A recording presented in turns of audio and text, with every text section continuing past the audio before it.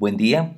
Hoy vamos a analizar el concepto de función, para lo cual empecemos por reconocer el concepto de relación como una correspondencia entre dos conjuntos, así como lo vemos en esta imagen que les propongo un diagrama sagital donde hay una correspondencia entre un conjunto aquí a la izquierda que vamos a llamar conjunto de salida y un conjunto a la derecha conjunto de llegada. Estas flechas nos representan nuestra correspondencia.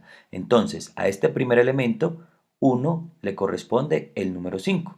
A este 2 le corresponde el número 7 y así sucesivamente. Eso es una relación. Pero, si cumple unas características específicas, podemos hablar de que esa relación también es una función. ¿Cuál es la característica? Que a cada elemento del conjunto de salida le corresponda uno y solo un elemento del conjunto de llegada. Como vemos, a cada uno de estos le corresponde solamente un elemento de los del conjunto de llegada. Por lo tanto, esta relación que observamos también la podemos llamar función. El conjunto de salida lo denominamos dominio. Son los elementos que pertenecen al conjunto de salida que vamos a llamar X. Y al conjunto de llegada son los elementos rango o recorrido, o también se escucha también codominio. Y a este conjunto de llegada lo llamamos con la letra Y, lo nombramos Y, o también lo nombramos f de x, porque la y está en función de x. Esta relación que hay acá, esta relación es la f, o sea, una función. Aquí tenemos los elementos de x y los elementos de y o de f de x. Recuerden, el conjunto de salida es el dominio y el conjunto de llegada es el rango o recorrido. Para que esta relación sea una función, a cada elemento del conjunto dominio le puede corresponder solamente un elemento del conjunto rango.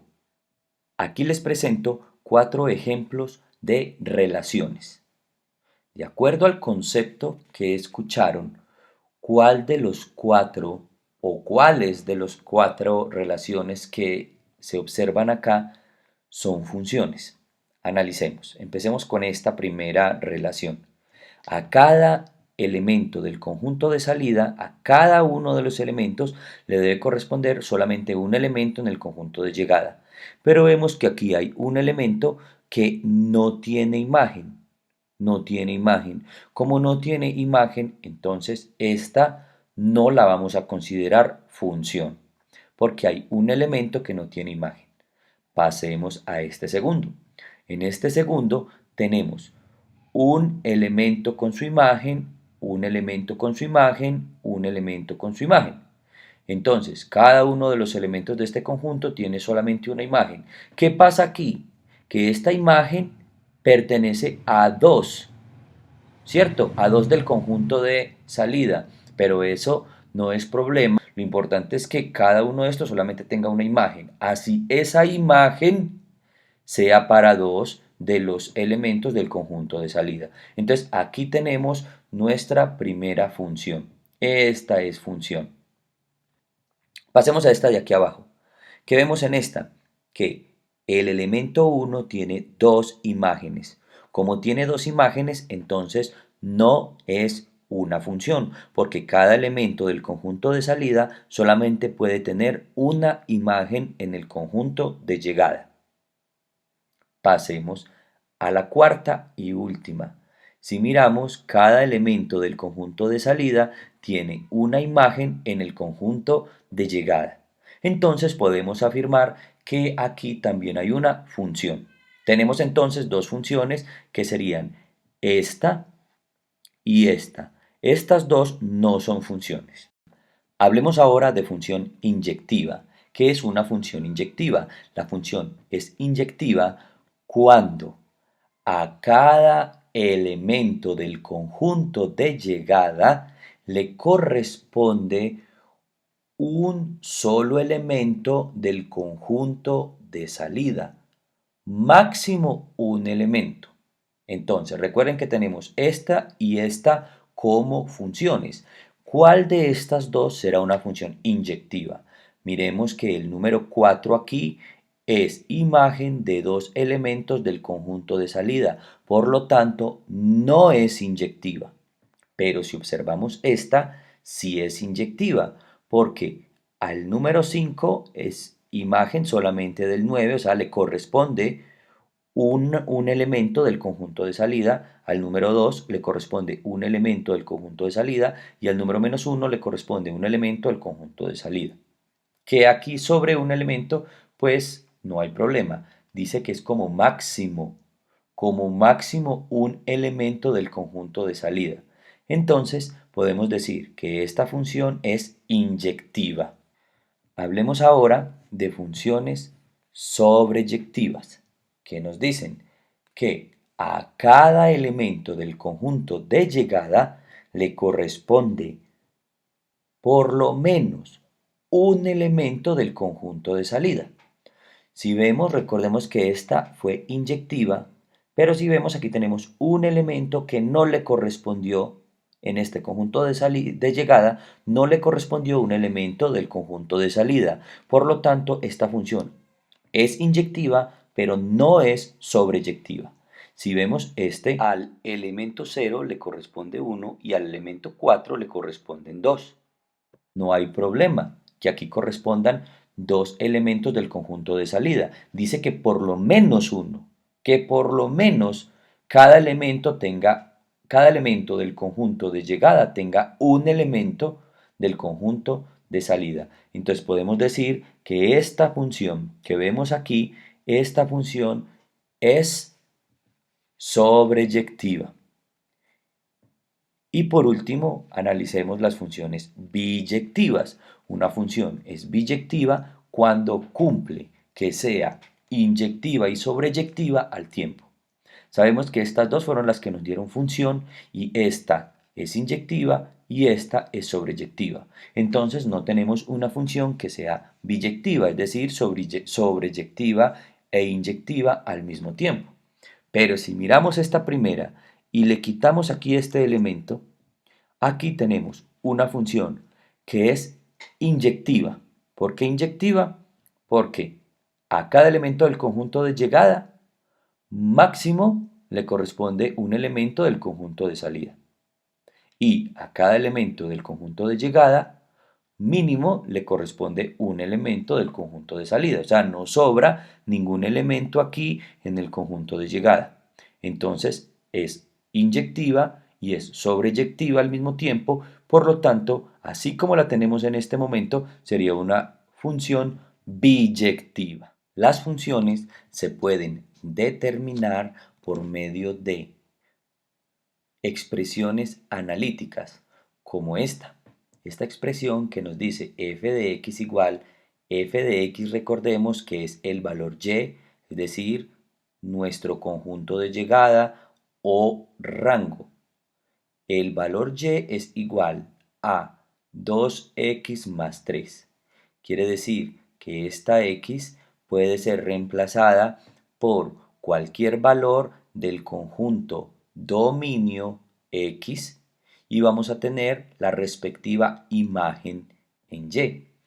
Analicemos estos 4 datos que tenemos acá. Si reemplazamos la x por 1, tenemos 2 por 1, 2, más 3, 5. La imagen del 1 es el 5 para esta expresión. Si reemplazamos por 2, 2 por 2, 4, más 3, 7. Si reemplazamos por 3, 2 por 3, 6, más 3, 9. Y por 4, 2 por 4, 8, más 3, 11. Esta expresión analítica nos representa toda la infinidad de valores que podemos tener tanto en nuestro dominio como en nuestro rango. Para eso podemos analizar una pequeña parte, no solamente como en este diagrama sagital, sino que aquí podemos determinar otra forma que es la tabla de valor, como esta. En esta tabla de valor realizamos. La tabla de valor puede hacerse, como en este caso, horizontal o puede hacerse vertical, pero tenemos unos valores X y a su vez unos valores Y. Los valores X son los elementos del dominio y X es nuestra variable independiente. Quiere decir que yo escojo qué valores utilizar, es decir, qué valores yo voy a analizar en mi tabla de valores. En este caso yo escogí números enteros, el -3, el -2, el -1, 0, 1, 2 y 3, pero no quiere decir que no pueda analizar fracciones o números irracionales, también se puede hacer. Pero para el análisis más básico podemos elaborarla de esta manera. Ya habíamos dicho o ya habíamos analizado estos tres valores, el 1, el 2 y el 3. Si analizamos el 0, sería reemplazar esta x por 0, 2 por 0, 0 más 3, 3. Reemplazar esta x por -1, por -2, por -3 y ahí tenemos todos nuestros valores. Es similar al diagrama sagital que teníamos anterior, es decir, donde relacionamos un valor en X con su respectiva imagen en Y. Quiere decir que con esto podemos hacer unas parejas ordenadas. La pareja ordenada XY, puntos dentro de nuestro plano cartesiano, porque nuestra tercera forma de determinar una función es de una manera gráfica. Esta que vemos acá sería nuestra representación gráfica. Nos basamos en el plano cartesiano. Resalté en este caso las parejas ordenadas, los puntos. Miremos este primer punto, -3 en X, -3 en Y, el punto -3, -3, lo vemos acá, -3 en X, -3 en Y. Tengo el punto -2, -1, -2 en X, -1 en Y, y así sucesivamente los demás puntos. Al unir todos los puntos, se me forma una línea recta. La gráfica de esta función y igual 2x más 3 sería una línea recta. Esa sería la gráfica, porque en realidad no es que la función o a la función pertenezcan estos valores solamente los que yo pongo en mi tabla de valores. No, sino que la tabla de valores es para analizar algunos valores. Pero yo puedo poner cualquiera, pero les dije, puedo utilizar números fraccionarios, puedo utilizar decimales, puedo utilizar irracionales y todos los valores siempre me van a dar dentro de esta línea recta. Entre cada uno de estos puntos hay infinitos puntos.